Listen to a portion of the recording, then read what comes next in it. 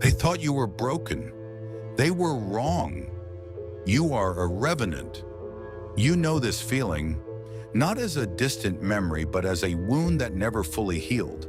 The moment you explained yourself to someone who never asked, when you translated the architecture of your pain into careful, sincere sentences and made yourself completely readable, and they used it against you, or worse, they simply ignored it, as though your vulnerability was an inconvenience rather than a gift.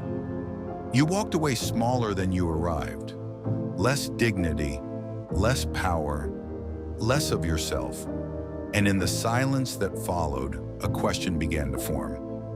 What if silence was never the weakness you were taught to fear? What if silence was always the weapon they never wanted you to find? This is the Stoic revenant. And today we enter the silence. Not the silence of surrender or defeat, but the one silence the ancient Stoics understood. The one silence that transforms an ordinary man into something that cannot be touched, cannot be read, and cannot be moved. Dangerous not with noise, not with threats, but with presence, with peace, with a power so deep it needs no witness and seeks no applause. Stay, listen, let this settle. Think about the last time you explained yourself. You felt something deeply real, something that mattered, and so you chose your words with care and spoke with complete sincerity. And they looked at you blankly, or they twisted your meaning, or they smiled with that particular contempt that only the comfortable aim at the vulnerable. And then you did the one thing that cost you everything. You explained more, louder, more desperate, more exposed, not because it was working, but because the silence felt like losing. That is the wound, not their reaction, not their cruelty, but your need to speak at all. Marcus Aurelius understood this deeply. He wrote in his private journal, not for the world, not for history, but for himself alone. Do not indulge in discussions about what a good man should be. Just be one. Read that again and feel its weight. Not explain yourself, not defend yourself, not convince them. Just be. A river does not explain its direction to the stone it carves. It does not ask the mountain for permission, does not negotiate with the canyon for space. It simply moves, and in moving with quiet, relentless purpose, it shapes the world. You surrender your power every time you justify yourself to someone who has not earned the right to judge you. Every word of defense is a small surrender, and every explanation is a quiet death of the authority you were meant to carry. Choose the river, move, carve. Do not explain. Here is the cruelest irony of the path you are walking. The moment you go quiet, they assume you are afraid.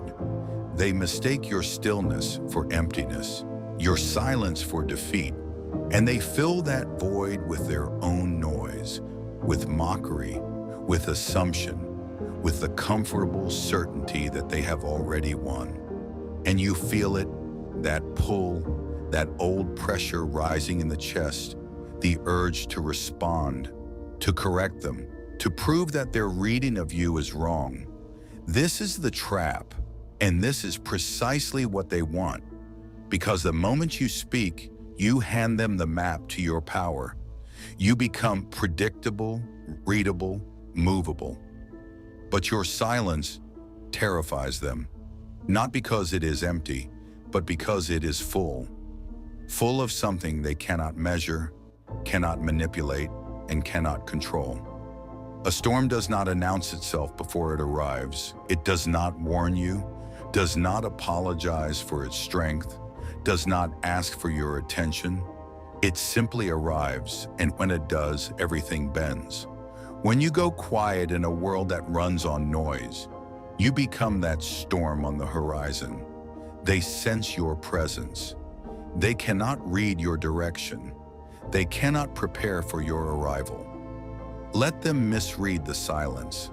Let them celebrate too early. Let them mistake your stillness for weakness. The storm is still building. Someone says something, an insult, a provocation, a quiet cruelty carefully disguised as a harmless joke, and your body responds before your mind can even form the thought. Your jaw tightens, your heart accelerates, your hands become weapons searching for a purpose. They want this. They want to see your composure fracture. They want proof that they have access to you, that they can reach inside you and move things without your permission. Because your reaction is not just a response. It is evidence of their power over you. Marcus Aurelius understood this truth while navigating a world of real enemies, real daggers behind every door. And yet he wrote, "You have power over your mind, not outside events. Realize this and you will find strength."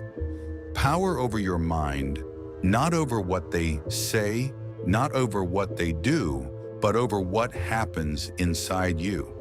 Over the space between the provocation and the response, which is the only space where your true power lives. Fire is most dangerous not when it burns wildly in every direction, consuming everything without purpose, but when it is contained, focused, and intentional. A wildfire destroys without meaning, but a forge melts iron and shapes it into something harder than it was before. You are the forge, not the wildfire, and between their provocation and your response, there is a space. Breathe into that space, expand it, protect it as though it is the last fortress you own.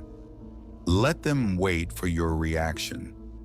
You are deciding whether they deserve one at all. You have shared things, private things, vulnerable things. You handed someone the architecture of your fears, revealed the location of your wounds, trusted them with the map to your inner world.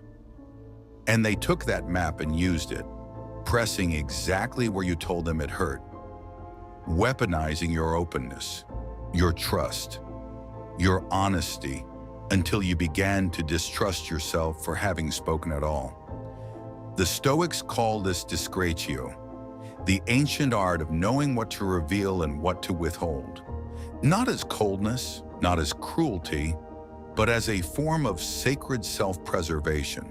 Seneca wrote, "Retire into yourself as much as possible, not as isolation from the world, but as a deliberate return to the fortress of your own character, a conscious choice to protect what matters most from those who have not earned access to it. What is not spoken cannot be used against you. What is not revealed cannot be taken from you. And your inner world, guarded with wisdom and quiet discernment, becomes a fortress that no external force can breach. Stone does not negotiate with rain. It does not soften to impress, does not crack to appear kind, does not apologize for its hardness. It simply endures, unbothered and immovable. While the storm passes and the rain stops and the stone remains exactly as it was. Become the stone, not cold, not closed, but solid, selective, deliberate, and protected by the quiet power of knowing exactly who has earned your words and who has not. Here is a truth most men spend their entire lives refusing to accept. You will never be fully understood. Not by your partner, not by your family, not by the closest friend you have ever trusted, and the desperate need to be understood, to be seen and validated and accepted exactly as you are, is one of the most dangerous vulnerabilities you carry. It is the vulnerability that makes you speak when silence would serve you better. The one that makes you perform when you should be present, that drives you to chase approval from people who are not qualified and never were qualified to give it. The moment you release that need, not suppress it, not bury it, but genuinely release it, everything changes. You become immune to criticism, immune to mischaracterization, immune to the slow and invisible poison of public opinion. Marcus Aurelius governed millions, was criticized by thousands, hated by some, and yet he wrote to himself privately, never for an audience because he did not need the crowd's verdict to know his own worth. He needed only his own judgment, his own counsel, his own quiet certainty. The oak does not ask the wind for its approval. It does not bend its branches to be admired, does not explain its roots, does not justify its height. It simply stands deep and grounded and unmoved while the storm does its worst. Some will call your silence arrogance. Let them. Their interpretation is not your identity. What they see is not who you are, and you do not owe them the correction. We have spoken about silence with others, about the power of withholding, the armor of discretion, the storm-like authority of the unreadable man. But now we arrive at the hardest silence of all, the one most men never find, the silence within yourself. Because you know, the loudest noise you will ever face is not outside you. It is the internal voice that never rests, that replays every mistake, every failure, every embarrassing moment, and every word you wish you had swallowed before it left your mouth. The voice that compares you, judges you, sentences you with a relentless cruelty that no external enemy could ever match. The Stoics did not promise that quieting this voice would be easy.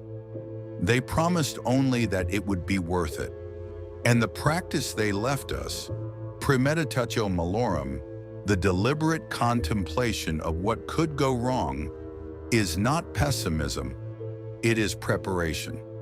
When you have already imagined the worst with clear eyes, the worst loses its power to paralyze you.